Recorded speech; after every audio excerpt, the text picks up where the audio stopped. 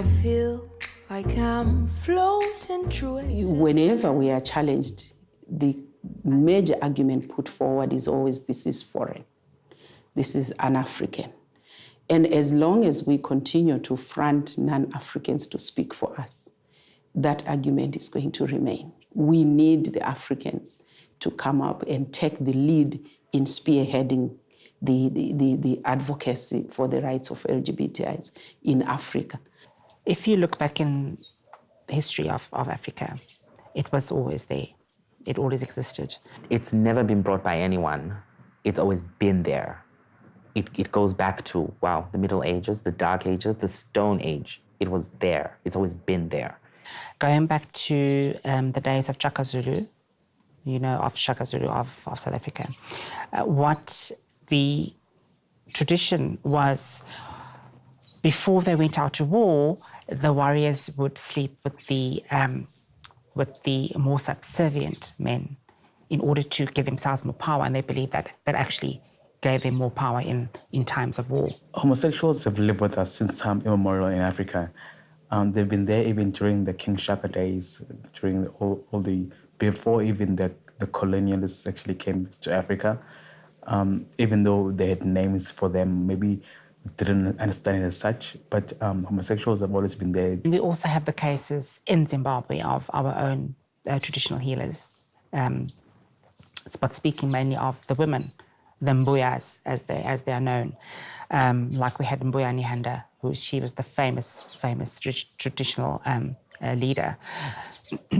And they were believed to be possessed by the spirits of men. So they were not allowed to be waited on by any males. So they were waited on by young women. And there's nothing documented, but it is strongly believed that they did have some physical sexual contact between these traditional leaders, healers, and these women. So it would be very blasé to say it's not an African thing, because these things happened before the white man even landed in Africa. So especially in this part of the country, I can't speak for the rest of Africa, but speaking for Southern Africa, that certainly is the case. Okay, if you say homosexuality is un-African, is albinism African? We are talking of things that are biologically proven and genetically proven here about homosexuality. It's funny when a lot of people say it's from the West, they learn this concept from the West, and so on and so forth. I mean, it's been years, it's not today, where heterosexual parents have been giving birth to homosexual children. And they will come back and criticize those children that they gave birth to. It's not a choice. You don't just blink an eye or sleep and wake up and decide that, you know what, I want to be gay, so that people will call me names. I want to be gay so that people can hang me or kill me and whatnot.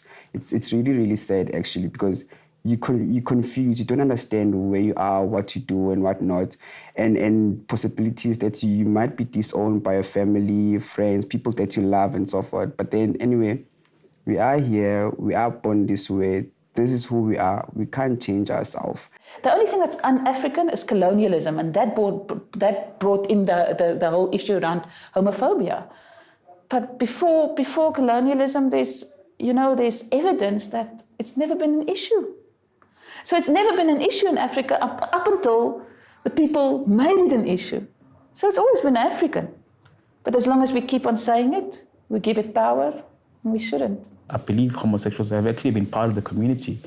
There were homosexuals who would go there and to the river with women and go cook whatever, go fetch water.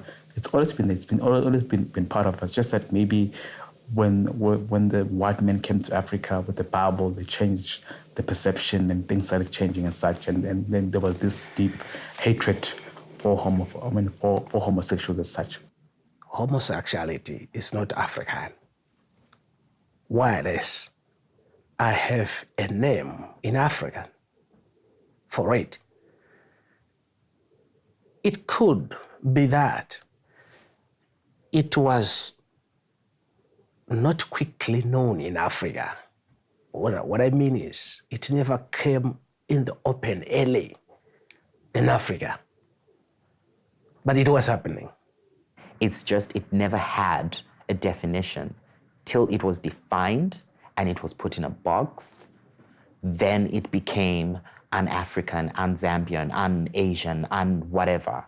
But it's always been there. I think people use that because it's easy and it hurts. Use what? The word being, homosexuality is un-African or being gay is un-African. They use it because it's very powerful and it hurts. And as long as we give it power, people will keep on using it. To me, I don't think homosexuality is un-African. It's really African because, it's here and we are who we are. Nobody can tell me that this is an African. No one can tell me that this is an Zambian because I had these feelings. I knew who I was way before I was exposed to anything foreign. It's something which is being done by humans, regardless of their race, regardless of where they're coming from, but it's being done.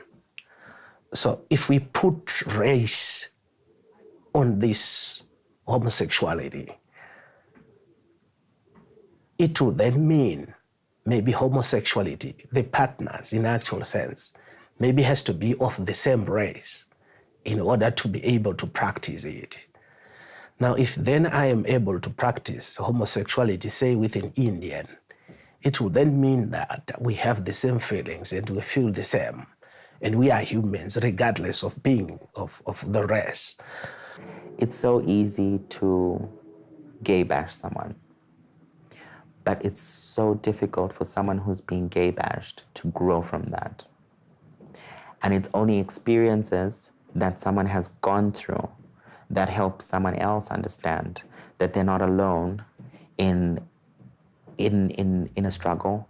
They're not alone in such a period of time. They're not the only ones who are experiencing that or have experienced that. I feel I don't want to put races on homosexuality. It's just for human beings. I feel like I'm forced to break the silence. Is that a crime? Is that a crime?